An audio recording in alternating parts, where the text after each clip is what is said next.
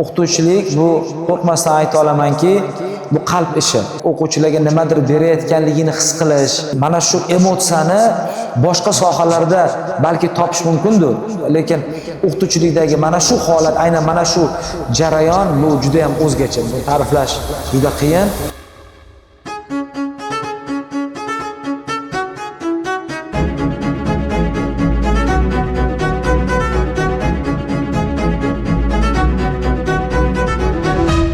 Men O'tkirov Shohrux Ixtiyorovich 1992-yilda tug'ilganman.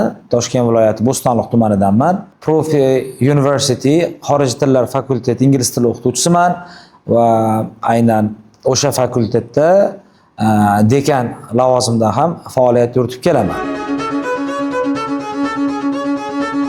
Aynan ustozlik sohasini tanlashimga bitta sabab keltira olmayman. Buni bir nechta sabablari bor. Birinchidan, ajdodimizda ham ko'p o'qituvchi sohasida ishlagan insonlar bo'lgan. Undan tashqari, o'qituvchilik bu qo'rqmasdan ayta olamanki, bu qalb ishi. O'qituvchilikka agar ma'lum bir muddatga to'xtatib qo'ysam, ba'zi masalan yoz oylarida yana dars bergim kelaveradi. Albatta bundan tashqari yana bir nechta sabablari bor. Dars jarayonida bu o'quvchilarga nimadir berayotganligini his qilish, ular yangilik olayotganligi, bilmagan narsasini o'rganganligi holatlarini siz sezasiz, o'qituvchi sezadi.